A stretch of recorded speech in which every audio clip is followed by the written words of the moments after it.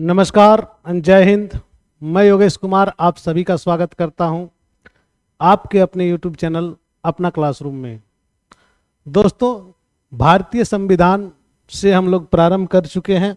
भारतीय संविधान की विकास यात्रा आप लोग देख रहे हैं और पिछले क्लास में हम लोगों ने भारतीय संविधान की विकास यात्रा का एक पाठ कर लिया। आज हम लोग भारत परिषद अधिनियम 1861 से आगे बढ़ेंगे, 1947 तक लगभग पहुंच जाएंगे। दोस्तों, यहाँ पर एक बात आप लोगों के लिए बहुत ही इम्पोर्टेंट है। आप लोग सोच रहे होंगे कि इतना डिटेल में क्यों पढ़ना है। कई लोगों को मैं देख रहा हूँ कि मुझे पर्सनली मैसेज कर रहे हैं कि सर आप किस परीक्षा को लेके पढ़ा रहे हैं, ये सिलेबस है। तो आपको मैं बता देना चाहता हूँ कि ये भारत में होने वाली सभी परीक्षाओं, चाहे किसी राज्य विशेष का हो या सेंट्रल गवर्नमेंट का हो, कहीं पर भी आप जाएंगे तो अगर यहाँ से ये कंप्लीट कोर्स आप करके जाते हैं तो आपका कोई भी जो क्वेश्चन है वह अननोन नहीं रहेगा, बशर्ते कि आपने कितना अध्ययन किया है यह मायने रखता है। वीडियो को कितना देखा है, कितनी बार देखा है और आपने नोट्स किस प्रकार से बनाया है। देखिए, सभी का नोट्स बनाने की कला अपनी होती है, इसलिए किसी और के नोट्स पर फोकस नहीं करेंगे, अपना नोट्स स्वयं बनाने का कोशिश करेंगे। संवैधानिक विकास की इस यात्रा का आज यह दूसरा क्लास है और इस दूसरे क्लास में आप लोगों को मैं संविधान का जो विकास का क्रम है उस क्रम को आगे बताऊंगा। दोस्तों, आज का यह जो टॉपिक है, इस टॉपिक में हम लोग भारतीय परिषद अधिनियम 1861 की जो बात कर रहे हैं उससे संबंधित कुछ बातें होंगी। आप लोग सोच रहे होंगे कि भारत का संविधान बनने में 2 वर्ष 11 महीना 18 दिन लगे। एग्जैक्टली ये तो सही बात है कि 2 वर्ष 11 महीना 18 दिन लगे, लेकिन क्या 2 वर्ष 11 महीना 18 दिन में जो लिखे गए हैं वही हमारे संविधान में है? कभी मन से सवाल पूछें, कभी यह सवाल अपने आप से पूछेंगे तो आपको जवाब मिल जाएगा कि नहीं, यह 2 वर्ष 11 महीना 18 दिन या जो भी दे है उसका नहीं है। यह कहानी है उस क्रमिक विकास की जो अंग्रेजों ने भारत में शासन करने के लिए समय समय पर अपने कानून को हमारे यहाँ थोपने का काम किया था। किस प्रकार से शासन चलाया जाता है, कैसे शासन की रूपरेखा हो, उसकी सभी अच्छाइयों को, क्योंकि वह तो एक अंग्रेज थे, हम गुलाम थे, तो सभी चीजें अच्छी नहीं रही होंगी, उनकी अच्छाइयों को हमने अपने संविधान में शामिल किया है। तो जो अच्छी बातें हैं उसे हमने शामिल किया है और जो शोषण के दृष्टिकोण से बनाया गया था उन बातों को हम लोगों ने छोड़ दिया। तो भारतीय संविधान की जो विकास यात्रा है वह विकास यात्रा कोई 1-2 साल की विकास यात्रा नहीं है। यह अंग्रेजों के आगमन से ही प्रारंभ हो जाती है और अंग्रेजों के जाने के पश्चात तक चलती है, निरंतर चलती है और उसी कहानी को हम लोग यहाँ पर देख रहे हैं। पिछले क्लास का वीडियो अगर आपने नहीं देखा है तो आई बटन पे मैं डाल दूंगा, आप देख लेंगे, क्योंकि बहुत ही इम्पोर्टेंट है और आप लोगों की परीक्षाओं की दृष्टिकोण से एकदम से जानिए कि वह रामबाण है और आप लोगों के लिए ही इतनी मेहनत की जा रही है ताकि आप लोगों को कहीं भी किसी प्रकार की समस्या का सामना न करना पड़े। दोस्तों, इस चैनल का जो उद्देश्य है वह क्लियर है और क्लियर कट है कि आप लोगों के लिए हम लोग क्या चाहते हैं। तो आइए सभी कोई मिल के आगे बढ़ते हैं और देखते हैं हमारी जो संविधान की विकास यात्रा में आज हम लोग देखेंगे भारत परिषद अधिनियम क्या 1861 को, यानी कि 1861 की भारत परिषद अधिनियम 1861 की। और सोच रहे होंगे कि ये भी बहुत लंबा चौड़ा है, तो होना तो स्वाभाविक है। तो यह जो 1861 का जो अधिनियम है, इस अधिनियम को हम लोग बोलते हैं संवैधानिक विकास का जो है पहला कदम। संवैधानिक विकास का पहला कदम। क्यों बोलते हैं इसे संवैधानिक विकास का पहला कदम? तो इसी 1861 के अधिनियम से, 1861 के इस अधिनियम से सबसे पहले भारतीय को शासन में भागीदार बनाने का प्रयत्न किया गया। 1861 में क्या किया गया? भारतीयों को शासन में भागीदार, यानी कि शासन की क्रियाकलापों में शामिल करने का प्रथम प्रयास था। कौन सा? तो 1861 का अधिनियम, जिसको बोलते हैं भारत परिषद अधिनियम। इस कानून द्वारा अंग्रेजों ने एक ऐसी नीति प्रारंभ की जिसमें सहयोग की नीति, यानी कि पॉलिसी ऑफ एसोसिएशन और बिनेवलेंट ऑफ डिस्टॉर्शन या उदार निरंकुशतावाद, ये जो दो नीति प्रारंभ की किसने? अंग्रेजों ने। यही दो नीतियों पर 1861 का परिषद अधिनियम जो है यह चलता है। तो यह परिषद अधिनियम में इन्होंने क्या कहा? इसने क्या कहा कि गवर्नर जनरल को अध्यादेश जारी करने की शक्ति दी गई। बहुत बार पूछा गया ये क्वेश्चन कि किस अधिनियम से भारत के गवर्नर जनरल को अध्यादेश जारी करने की शक्ति प्रदान की है। तो वेरी वेरी इंपॉर्टेंट है, ये जान लीजिए, याद रखिएगा कि 1861 का परिषद अधिनियम जो है, इन्होंने इस अधिनियम ने भारत के जो गवर्नर जनरल है उसको अध्यादेश जारी करने का अधिकार दिया था। इसके पहले अध्यादेश जारी करने का अधिकार किसी को नहीं था। इस अधिनियम में वायसराय की परिषद में अधिक और सुविधा से कार्य करने के लिए नियम बनाने की अनुमति दी गई है और पोर्टफोलियो सिस्टम जो है इसकी शुरुआत की गई, जिसे हम लोग बोलते हैं समविभागीय प्रणाली, पोर्टफोलियो सिस्टम, यानी कि पोर्टफोलियो सिस्टम की पहला यह 1861 में ही प्रारंभ हुई। कौन थे इस समय का आपका वायसराय? तो लॉर्ड कैनिंग। लॉर्ड कैनिंग के काल में ये सारी चीजें हुई। कैनिंग क्या किए? इस समय जो आप आज जो विभाग का बंटवारा देखते हैं, उसका प्रशासन जो देखते हैं अलग अलग मंत्रियों के हाथों में, अलग अलग पदाधिकारियों के हाथों में, तो ये उस समय प्रारंभ कर दिया। लॉर्ड कैनिंग ने क्या किया? सभी विभागों को अलग अलग, सभी विभाग जो अभी है वर्तमान के, इतने विभाग तो उस समय नहीं थे, परंतु जितने भी थे उन सभी विभागों को अलग अलग प्रशासन के लिए उत्तरदायी कर दिया। और यहां से कह सकते हैं हम कि मंत्रिमंडलीय व्यवस्था, क्या मंत्रिमंडलीय जो व्यवस्था है इसकी नींव यहीं से पड़ गई। यानी कि मिनिस्टेरियल जो सिस्टम है, इस सिस्टम की नींव कहां से पड़ी? तो इसी अधिनियम से पड़ी। कौन सा? तो 1861 का अधिनियम। 1861 का अधिनियम में मुख्य रूप से क्या था कि पहला था संवैधानिक विकास का सूत्रपात, मंत्रिमंडलीय व्यवस्था इसमें आ गया, इसमें सहयोग की नीति आ गई। इसके साथ में क्या हुआ कि अध्यादेश जारी करने का जो है वह सुविधा दी गई और यहाँ पर समविभागीय प्रणाली की जो कल्पना थी वह कल्पना भी यहाँ पर आपके सामने शामिल हो जाती है। तो ये जो है लॉर्ड कैनिंग के काल में हुआ था और वायसराय इस समय कौन थे? Lord Canning. इसके पश्चात आता है 1892 का परिषद अधिनियम। 1892 का जो परिषद अधिनियम है, इसकी इंपॉर्टेंट ये है कि इसमें केंद्रीय व्यवस्थापिका जो है, केंद्रीय व्यवस्थापिका में जो व्यवस्थापिका सभा था उसमें अतिरिक्त सदस्यों को मनोनयन का अधिकार मिलता है। कितने?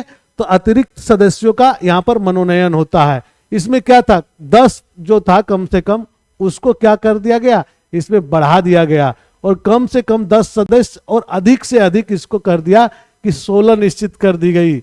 इसमें कहा गया कि जो 10 सदस्य होंगे वह गैर सरकारी होंगे, वह सरकारी नौकरी वाले नहीं होंगे। यानी कि यहाँ पर जो बातें की गई वो बात थी कि उस आदमी को अगर यहाँ मनोनीत होता है तो सरकारी नौकरी में नहीं होना चाहिए। यानी कि लाभ के पद का जो कंसेप्ट है वह यहाँ पर आपको दे दी गई। इन्होंने इस अधिनियम में कहा कि इस नियुक्ति के लिए अप्रत्यक्ष निर्वाचन का प्रावधान भी कर दिया। क्या किया? तो अप्रत्यक्ष निर्वाचन का प्रावधान यहाँ पर कर दिया गया। आर्थिक नीति में, इसमें आर्थिक नीति में भी कहा गया बजट पर बहस कर सकते हैं आप, इसकी अनुमति आपको दी गई, परंतु बजट पर आपको मतदान करने की अनुमति नहीं दी गई। किसमें? 1892 का परिषद अधिनियम में कहा कि बजट पर आप आ सकते हैं, बहस कर सकते हैं, परंतु बजट पर जो वोटिंग होगी उस वोटिंग में आपको अधिकार नहीं दिया गया। परिषद के सदस्यों को जनहित से संबंधित मामलों में कुछ सीमाओं तक, जनहित से संबंधित मामलों में भारतीयों के हित को रखने के लिए कुछ मामलों में सवाल पूछने का भी यहाँ पर परमिशन दिया गया कि आप सवाल पूछ सकते हैं, और सवाल पूछने का यह परमिशन यहाँ पर प्रारंभ कर दिया गया। तो कहा जा सकता है ना इसमें कि अप्रत्यक्ष ही सही, पर निर्वाचन जो है, निर्वाचन की कल्पना यहां पर आ गई। किसमें? 1892 का परिषद अधिनियम में। तो 1892 की परिषद अधिनियम को कह सकते हैं कि निर्वाचन पद्धति को प्रारंभ किया इस अधिनियम में। और इसकी एक मुख्य विशेषता क्या थी? यहां पर गैर सरकारी सदस्य होने चाहिए थे, सरकारी सदस्य यहां पर होंगे नहीं। और इन्होंने क्या किया? इसी दौरान नगर पालिका, जिला बोर्ड, विश्वविद्यालय और वाणिज्य मंडल द्वारा अप्रत्यक्ष रूप से जो चुने जाते थे वह निर्वाचन की कल्पना यहाँ पर कर दी गई। क्यों? क्योंकि इसमें माना जाता है कि यही जो सुधार है, इस सुधार से निर्वाचन की प्रणाली का प्रारंभ हो गया। संवैधानिक विकास में निर्वाचन की प्रणाली सबसे पहले अप्रत्यक्ष ही हो, लेकिन 1892 का अधिनियम जो है, परिषद अधिनियम, इसी से प्रारंभ हो जाता है। यानी कि 1892 का अधिनियम से अप्रत्यक्ष निर्वाचन की पहली झलक आपको मिल जाती है। नेक्स्ट देखेंगे जो है आपका, वह है मार्ले मिंटो सुधार या 1909 का अधिनियम। बहुत ही बढ़िया और बहुत ही सुंदर, जहां से प्रश्न पूछे जाते हैं। मार्ले मिंटो कौन थे? सबसे पहला जानिए कि मिंटो जो थे वह भारत के वायसराय थे, और मार्ले जो थे वह क्या थे? भारत सचिव थे।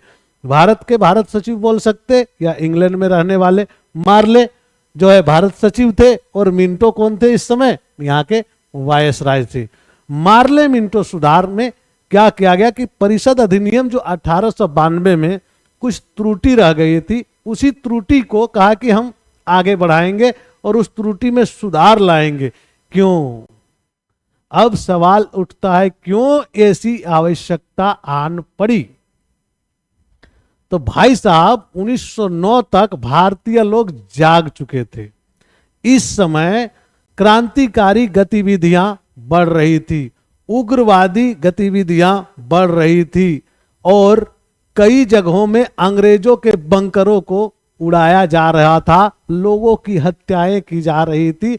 शासन के विरोध में प्रतिरोध जो है वह आ चुका था। यूं ही कोई सुधार नहीं होता, यूं ही कोई सुधार के लिए कदम नहीं उठाएंगे। शासक वर्ग है, शासक वर्ग कभी भी जब तक जन आंदोलन या डर नहीं होगा तब तक सुधार के लिए कदम नहीं उठाएंगे, क्योंकि उन्हें पता है कि जो चल रही व्यवस्था उसमें मेरी फायदा है। तो उन्होंने कहा कि ना, जो आपका 1892 का जो अधिनियम था, परिषद अधिनियम, उसमें कुछ त्रुटियां रह गई। त्रुटियां क्या रह गई भाई साहब? कि कुछ अधिकार दे दो और कुछ बंदिशें लगा दो। त्रुटि तो वही थी अंग्रेजों की, कुछ अधिकार दे दो, कुछ बंदिशें लगा दो, और वही अधिकार और बंदिशों का ही तो खेला था यहाँ पर। तो उन्होंने कहा कि चूंकि इस समय उग्रवाद और राष्ट्रवाद दोनों की भावनाएं चरम पर थी, तो इन्होंने कहा नहीं, कुछ तो करना पड़ेगा। और इसलिए इस अधिनियम में उन्होंने क्या किया? केंद्रीय और प्रांतीय विधान परिषदों का आकार में वृद्धि कर दी, और केंद्रीय परिषद में इन्होंने 16 से जो संख्या थी उसको 60 कर दी, और प्रांतीय विधान परिषदों में इसकी संख्या एक समान कर दी। इन्होंने केंद्रीय में भी 16 से हटा के 60 किया और प्रांतीय में। इस अधिनियम में बताया कि इसमें पूरक प्रश्न पूछने का अधिकार दिया गया, बजट पर संकल्प रखने का अधिकार दे दिया। अब कहने का जगह बच गया कि भाई तुम्हारा बजट तो तुम ही बनाए हो, हमने नहीं बनाया, किस लिए आतंकवादी कर रहे हो, किस लिए आप विरोध कर रहे हो, बोलने का जगह बन गया उसको। मार्ले मिंटो सुधार के बाद वो जगह रख लिया अपना कि हम ऐसे बक सकते हैं।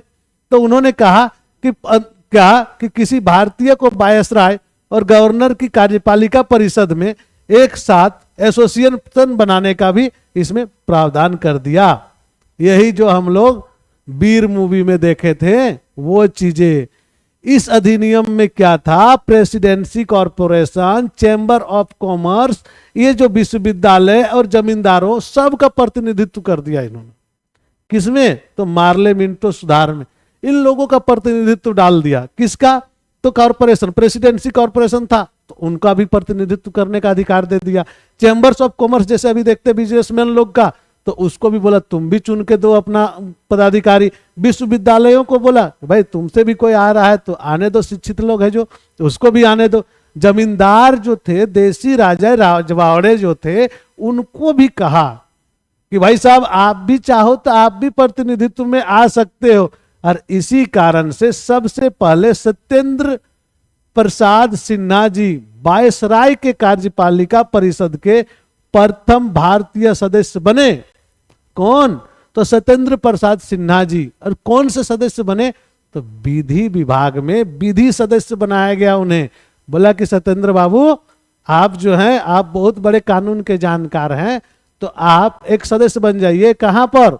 तो विधि विभाग में। कहां? तो वायसराय की कार्यपालिका में। क्यों कहा गया? कोई फायदे के लिए नहीं कहा गया, कि ये जान रहे थे कि जो सबसे बड़े बैरिस्टर हैं, जो सबसे बड़े कानून के जानकार हैं, उसको अपने अंदर शामिल कर लो और उसकी जो कमजोरी है, जो भारतीय की कमजोरी है, कैसे उस पर कानूनी नकेल कसा जाए, इसकी राय भी आप ही से लेंगे। मैं तुम्हारी ही हथौड़ी, तुम्हारी ही लकड़ी, हम सिर्फ तुमसे ही तोड़वाएंगे। ये वाली यहां पर कहानी है।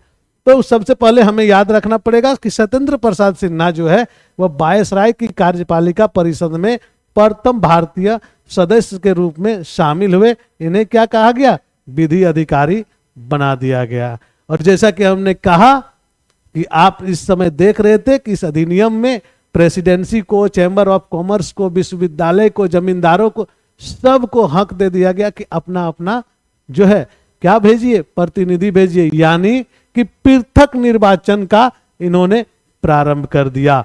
कि पृथक निर्वाचन के आधार पर मुस्लिमों को तो दिया ही, यही तो क्वेश्चन है कि मुस्लिमों को प्रतिनिधित्व का प्रावधान तो किया ही, और मार्ले मिंटो को इसलिए पृथक अधिनियम जो है सांप्रदायिकता निर्वाचन का जनक बोला जाता है। क्या कहा जाता है? सांप्रदायिक निर्वाचन सिस्टम का जनक। किसे? यहां लिख देते हैं, सांप्रदायिक निर्वाचन सिस्टम का जनक कौन है? निर्वाचक का जनक कौन है? तो ये महाशय मार्ले मिंटो। तो मार्ले जो था, उन्होंने क्या किया? सांप्रदायिक निर्वाचन का यहां पर प्रारंभ कर दिया। अब जो है सांप्रदायिक प्रतिनिधित्व का प्रावधान किया। और सांप्रदायिक प्रतिनिधित्व के प्रावधान में इन्होंने क्या किया? मुस्लिमों को दिया। यहां पर बहुत सारे कंट्रोवर्सी भी हुए, और कंट्रोवर्सियों को हम लोग यहां पर शामिल नहीं करेंगे, क्योंकि वह विषय फिर हो जाती है इतिहास की। हम यहां पर देखते हैं सिर्फ संवैधानिक विकास का, इसीलिए हम चले जाएंगे अब वहां पर से जितना जाने मॉन्टेग्यू चेम्सफोर्ड सुधार में। तो मॉन्टेग्यू चेम्सफोर्ड सुधार तो फिर से वही है, दो नाम, एक है मॉन्टेग्यू, एक है चेम्सफोर्ड। क्योंकि इस अधिनियम का जन्मदाता जो था वह भारत सचिव मॉन्टेग्यू, और भारत का गवर्नर जनरल कौन? या वायसराय चेम्सफोर्ड। इसी को बोलते हैं 1919 का अधिनियम, भारत शासन अधिनियम 1919। ये भारत शासन अधिनियम 1919 को ही मॉन्टेग्यू चेम्सफोर्ड सुधार करते। बड़ा मजेदार नाम है, सबको सुधार करते। सुधार किसका कर रहे हैं भाई? भारतीय का सुधार नहीं, वो अपने का ही सुधार कर रहे हैं कि कुछ हक दे दो और कुछ दिनों के लिए शांत कर दो। 1919 का अधिनियम किससे प्रभावित हो सकता है? अगर आप थोड़ा सा इतिहास के विषय के जानकार है तो आप बोल सकते हैं, तो कमेंट करके वो बताएं कि 1919 का भारत शासन अधिनियम किस युद्ध से प्रभावित था। वैसे बात हो जाएगी। 1919 का अधिनियम, जैसे 20 अगस्त 1917 को भारत सचिव लॉर्ड मोंटेग्यू ने एक घोषणा की जिसमें भविष्य के सुधारों का और संकेत किया गया था। किसका? तो भविष्य के सुधारों की ओर संकेत किया गया था। तत्कालीन समय में सुधारों की मांग कहां से उठ रही थी? होम रूल आंदोलन से। और प्रथम विश्व युद्ध के बाद का समय था, तो प्रथम विश्व युद्ध का असर भी यहां पर था और इससे प्रांतों में आंशिक रूप से उत्तरदायी सरकारें बनने लगी। अब होम रूल लीग जो था, इसका स्थापना किसने किया था? होम रूल लीग की स्थापना किसने किया था? सन 1916 में बाल गंगाधर तिलक के द्वारा यहां पर स्वशासन की भी मांग कर दी गई थी उनके नेतृत्व में। यह होम रूल लीग जो है, इसकी साथ में बहुत सारे इतिहास में आपको पढ़ने को मिलेंगे। इसमें जानिएगा कि Akhil Bharatiya home rule league जो है वह एक राष्ट्रवादी संगठन के रूप में इस समय अपने जो है ना चरम पर था और इसकी मांगे सरकार को, ब्रिटिश सरकार को झकझोर रही थी। जब इतिहास पढ़ाएंगे तो यह कहानी भी आप लोगों को सुनेंगे। इन्होंने मांग कर दिया था क्या? डोमिनियन स्टेट का, डोमिनियन स्टेट का। इन्होंने कहा था भारतीय को भारत का शासन चाहिए, भारतीयों का शासन चाहिए, दूसरे किसी का शासन पर हम नहीं देंगे। तो भारत को इन लोगों ने उस समय भारतीयों का शासन तो नहीं दिया, लेकिन डोमिनियन का दर्जा प्राप्त करने के लिए जो आंदोलन किया था, उसी के आधार पर इन्होंने अधिनियम के द्वारा केंद्र में द्विसदनात्मक विधायिका स्थापित की गई।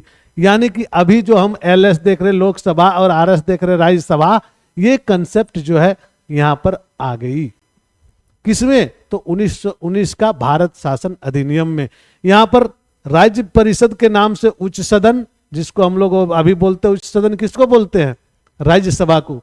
और विधानसभा के नाम से निम्न सदन वाला द्विसदनात्मक विधानमंडल की यहां पर परिकल्पना कर ली गई। कब? तो 1919 के भारत शासन अधिनियम में। इस अधिनियम एक्ट की मुख्य विशेषता यह था कि प्रांतों में जो द्वैध शासन थे, डायरेचिस थे, उसकी स्थापना थी और इसके लिए उन्होंने केंद्रीय और प्रांतीय विषयों को पृथक कर दिया था। इन्होंने क्या किया था?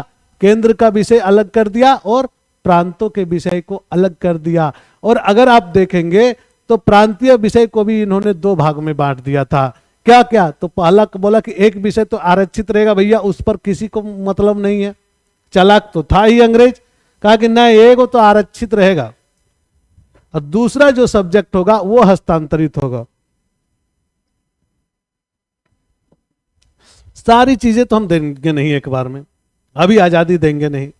तो उन्होंने कहा कि भाई साहब यहां पर विषयों को पृथक कर दिया जाए और इसके पश्चात प्रांतीय विषयों को भी पुनः दो भागों में। पहला तो केंद्रीय विषय बना दिया, उस पर तो किसी को हक नहीं। दूसरा प्रांतीय विषय बनाया और प्रांतीय विषय को भी इन्होंने दो भागों में बांट दिया। देखते हैं आगे किस प्रकार से बांटा। तो प्रांतीय विषयों को इन्होंने दो भागों में, पहले कहा आरक्षित विषय है, राजस्व इस पर कोई नजर नहीं दिखाएगा, न्याय हम जिसको चाहेंगे सजा दे सकते हैं, वित्त यह विभाग मेरा है और प्रशासन भी मेरा है, यह आरक्षित विषय है भाई, इस पर हम नहीं लड़ने देंगे। हाँ, हस्तांतरित विषय कौन सा है? स्थानीय स्वशासन। आप लोग आपस में शासन करो, लंगड़ू बाजू खेलो, शासन शासन खेलो आप लोग, ये आपका है। शिक्षा, हाँ आपको जरूरत है शिक्षा का, ठीक है, ये स्थानीय विषय। स्वास्थ्य, इसकी भी जरूरत आप ही को है, चलिए रख देते हैं इसको। तो ये हस्तांतरित विषय में थे। आरक्षित विषयों का शासन गवर्नर ने अपने परिषद के सदस्यों से ही करता था और हस्तांतरित विषयों का शासन गवर्नर भारतीय मंत्रियों के द्वारा करवाया था, सलाह लेता था। इन्होंने कहा भाई साहब राजस्व में आपकी सलाह की जरूरत नहीं है हमको, कैसे हमको पैसा कमाना, कैसे धन उगाना, ये हमको आपसे सीखने की जरूरत नहीं है। कैसे हमको न्याय करना, ये भी हम आपसे नहीं सीखेंगे। क्यों? क्योंकि आप गुलाम हो। क्यों? क्योंकि आप गुलाम हो। हम जितना चाहे पैसा खर्चा करें, आप कौन होते हैं हिसाब लेने वाला? वित्त मेरे पास है, ज्यादा करोगे तो पिटवा देंगे पुलिस से, वो भी मेरे पास ही रहेगा, मेरे बात पे चलेगा। तभी तो हुआ ना 1919 में जो घटना हुई थी इतिहास में, सबसे दर्दनाक घटना भारतीय आजादी का तुम्हारे पास सिर्फ एक ही विषय है, रहने देंगे जो हस्तांतरित है। तुमको सरकार खेलना है ना, तो चलो खेलो, स्थानीय स्वशासन ले लो। तुमको स्वास्थ्य चाहिए ना, तो ले लो, हॉस्पिटल बनाओ, दिखाओ। तुमको शिक्षा चाहिए तो पढ़ो पढ़ाओ। तो ये सारी चीजें, खेला तो वहां पर भी जारी था। इस अधिनियम में सांप्रदायिक आधार पर सिखों को, भारतीय ईसाइयों को, आंग्ल भारतीयों को, यूरोपियों को, इस सभी को पृथक निर्वाचन सिस्टम दे दिया। सबका सब भैया अलग अलग लड़ो, अपने अपने आरक्षित क्षेत्र में लड़ो, क्यों ज्यादा मेहनत करोगे। इसी कारण से इस अधिनियम में क्या हुआ, इस अधिनियम में सबको दिया अलग अलग लड़ाई करने के लिए जगह, कि जाओ अपने जातिवादी रखो। इस अधिनियम की सबसे बड़ी बात है कि एक लोक सेवा आयोग का गठन का प्रावधान, वेरी वेरी इंपॉर्टेंट। 1926 में इसके परिणाम स्वरूप 1926 में सिविल सेवकों की भर्ती के लिए केंद्रीय लोक सेवा आयोग, यूनियन पब्लिक सर्विस कमीशन बोल सकते हैं, या आप उस समय सेंट्रल पब्लिक सर्विस कमीशन हुआ, का गठन किया गया। इसने पहली बार केंद्रीय बजट में राज्यों के बजट से अलग कर दिया और राज्य विधानसभाओं को भी बजट स्वयं बनाने के लिए अधिकृत कर दिया। कौन सा? तो 1919 का अधिनियम। 1919 के अधिनियम के तहत 1926 में आपका क्या होगा, केंद्रीय लोक सेवा आयोग का गठन हुआ। और केंद्रीय लोक सेवा आयोग का गठन जो है, उसी से सिविल सेवकों की बहाली होने लगी। और इन्होंने कहा बजट पर जो चर्चा है, पहले जो चर्चा था अलग था, वह चर्चा अब जो है यहाँ पर नहीं होगी। जो राज्यों की बजट की चर्चा अलग जगह में होगी, यानी कि राज्यों में ही होगी। नेक्स्ट आता है आपका साइमन कमीशन।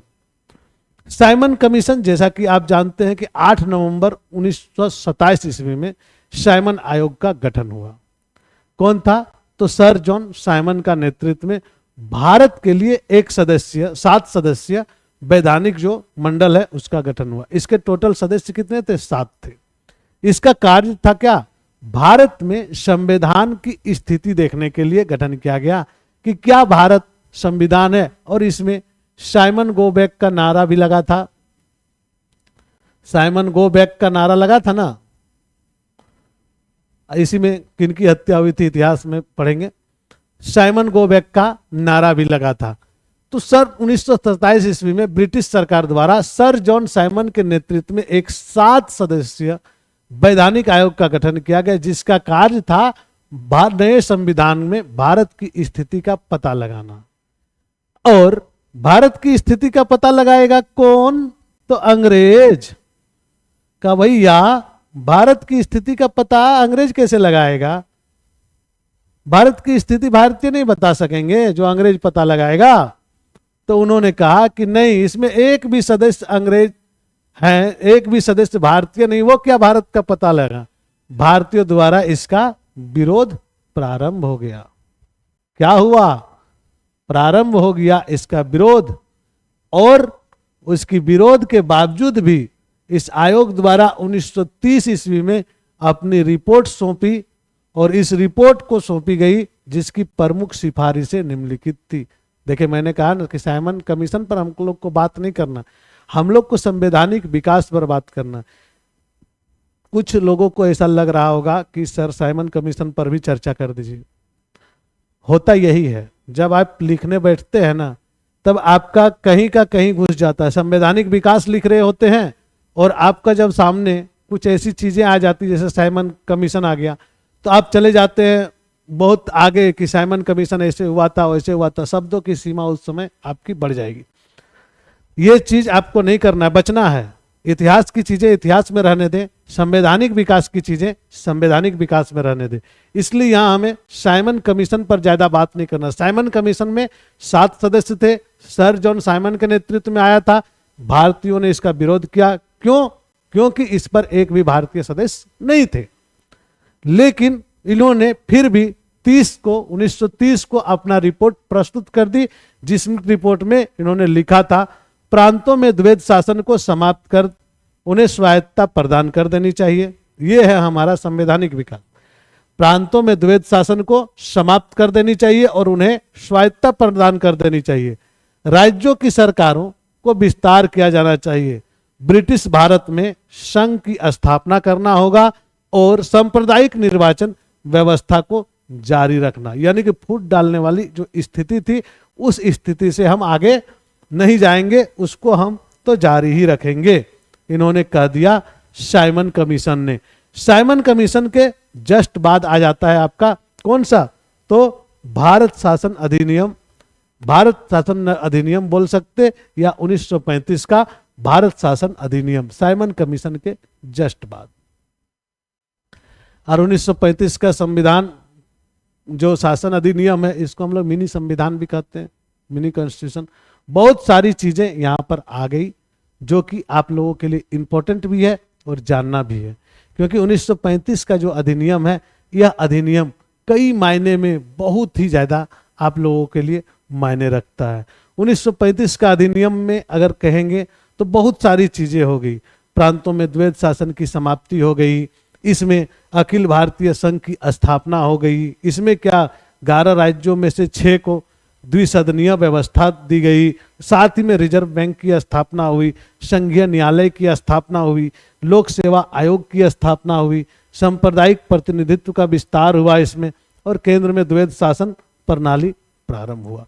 इतनी सारी चीजें मेन चीजें हैं। तो चलिए देखते हैं। इसमें एक अखिल भारतीय संघ की स्थापना, जो भारत संघ है उसका प्रावधान किया गया, जिसमें प्रांत और रियासतों की इकाइयों को रूप में शामिल किया गया, यानी राज्य और केंद्र का कंसेप्ट जो है यह यहां से आ गया।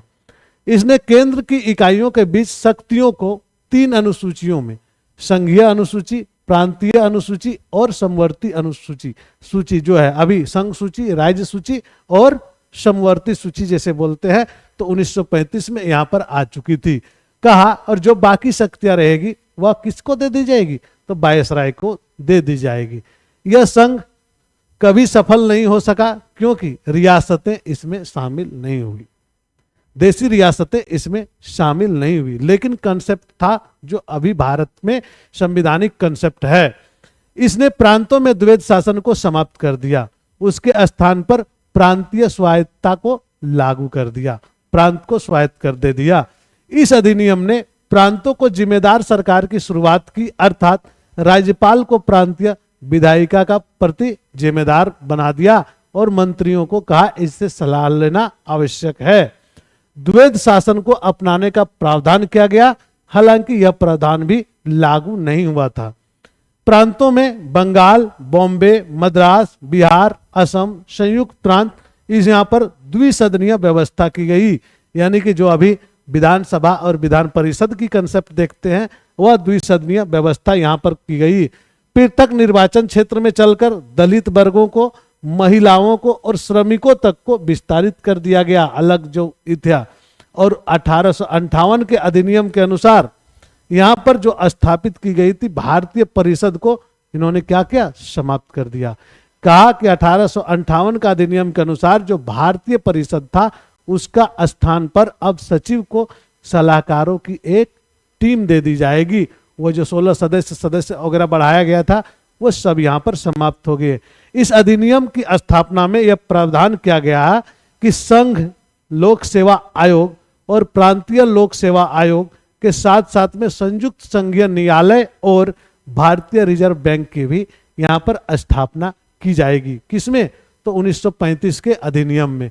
यहाँ पर दिखाया गया एक इमेज के जरिए जो कि इंटरनेट के माध्यम से मैंने लिया है, यह हमारा अपना नहीं है। केंद्रीय विधायिका जो सेंट्रल लेजिस्लेटिव होता, उन्होंने क्या किया, विधानसभा और संघीय विधानसभा का अलग अलग कर दिया, राज्य परिषद को अलग कर दिया, उसमें 260 कर दिया, काउंसिल ऑफ स्टेट कर दिया। यहाँ पर 10 भारतीय रियासतों को दे दिया और 250 सदस्य ब्रिटिश अधिकृत प्रांत को दे दिया। और इसी में अगर राज्य परिषद में कहें तो 104 सदस्य भारतीय रियासतों को दिया और 156 सदस्य ब्रिटिश अधिकारिक प्रांत को दे दिया। इस प्रकार से इन्होंने क्या किया, बांट दिया। अब इसका नतीजा क्या निकला ये देखेंगे, इसका जो फायदा क्या हुआ इसको जानिए कि 1935 के अधिनियम का आगे क्या हुआ, यानी कि प्रभाव क्या पड़ा, और ये फैक्टर जो हुआ वो चीज देखिए। तो इस अधिनियम में सबसे पहले देखिए एकदम रेड कर दिया गया, संघीय न्यायालय की स्थापना हो गई। 1937 में संघीय न्यायालय की स्थापना की गई, बाद में इसे 1950 में संघीय न्यायालय यानी कि सुप्रीम कोर्ट के नाम से जाना जाने लगा। भारत में मुद्रा, करेंसी और क्रेडिट, इस चीजों को संभालने के लिए भारतीय रिजर्व बैंक की स्थापना की गई। अखिल भारतीय संघ, ऑल इंडिया फेडरेशन का भी विचार किया गया, इसमें देशी रियासतें भी जुड़ सकती थी। अखिल भारतीय संघ का जो है वो तो बनने नहीं दिया, लागू नहीं होने दिया। 1937 में प्रांतीय चुनाव में इसका फायदा मिला, और इसके साथ साथ में क्या क्या इसमें भारतीय संविधान के लिए यह संविधान का कंसेप्ट कर दिया गया, और यहाँ पर संविधान का बहुत बड़ा एक्ट यहीं से लिया गया जो अभी भारतीय संविधान में है। इस संविधान से 1935 के अधिनियम से लगभग एक 321 धाराएं जो है या 321 आर्टिकल्स जो है वह भारतीय संविधान में ज्यों का त्यों लिया। 14 जो भाग थे और 10 अनुसूची था इस समय, इसके अंदर सारी चीजें आपका भारतीय संविधान में शामिल किया गया। नेक्स्ट चीजें क्या की गई यह देखेंगे। मार्च, इसके बाद क्या हुआ, आया क्रिप्स मिशन 1942 में। 1935 का अधिनियम को देख, बहुत ज्यादा डिटेल में नहीं जाना है, पीटी के लिए पढ़ रहे हैं ना।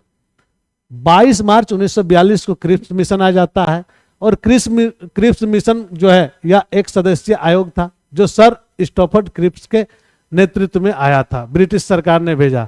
क्रिप्स मिशन का मुख्य कारण था कि ब्रिटिश सरकार एक ऐसे भारतीय संघ की स्थापना करना चाहती है जिसकी स्थिति ब्रिटिश सम्राट के अंतर्गत एक पूर्ण औपनिवेशिक स्वराज की होगी। इसे ब्रिटेन संबंध विच्छेद करने की भी स्वतंत्रता होगी। बोला कि भाई साहब जाओ एक ऐसा राज्य का कल्पना करो जिस कल्पना के आधार पर हम चाहें तो छोड़ सकते हैं, वो चाहे तो नहीं छोड़ सकता, इस प्रकार से। इसके जो 3 सदस्य था, sir Stafford Cripps, Pethick Lawrence और एबी अलेक्जेंडर, इन्होंने कहा कि अच्छा ठीक है देखते हैं। तो द्वितीय विश्व युद्ध की समाप्ति के तुरंत बाद इन्होंने कहा कि संविधान बनाने के लिए एक संविधान सभा की स्थापना की जाएगी। संविधान सभा हम लोग नेक्स्ट टॉपिक में पढ़ेंगे। संविधान सभा की स्थापना की जाएगी, और क्रिप्स प्रस्तावों में अप्रत्यक्ष रूप से पाकिस्तान की मांग को भी इन्होंने स्वीकार कर दिया था। इन्होंने कहा पाकिस्तान बना दिया जाएगा, पाकिस्तान की मांग को इन्होंने स्वीकार कर लिया था। इसी को गांधी जी ने इसको क्या कहा था, क्रिप्स मिशन को दिवालिया बैंक का पोस्ट डेटेड चेक, यानी कि वो बैंक जिसका दिवालिया निकल गया है उसने अगले डेट का चेक काट दिया। ये है आपका संवैधानिक विकास का इतिहास, यानी कि भारत का संवैधानिक विकास जो है वह हो गया। अब हम लोग नेक्स्ट जो टॉपिक होगा वह टॉपिक होगा संविधान सभा। संविधान सभा, और पूरा इसमें भी देखेंगे कि क्या क्या ऑब्जेक्टिव है। ग्रुप में जुड़ने के लिए इस नंबर पे मैसेज भी कर सकते हैं, वैसे करने की जरूरत नहीं है, डिस्क्रिप्शन पे लिंक अवेलेबल है, आप जाइए वहां पर डिस्क्रिप्शन पे टच कीजिए, आपका लिंक के साथ में आप खुल जाइएगा और आप उस पर जुड़ जाइएगा। क्लास की सूचनाएं आपको समय समय पर मिल जाएंगी। तब तक के लिए धन्यवाद एंड जय हिंद, वंदे मातरम। क्लास कैसा लगा यह आप कमेंट करके बता सकते हैं।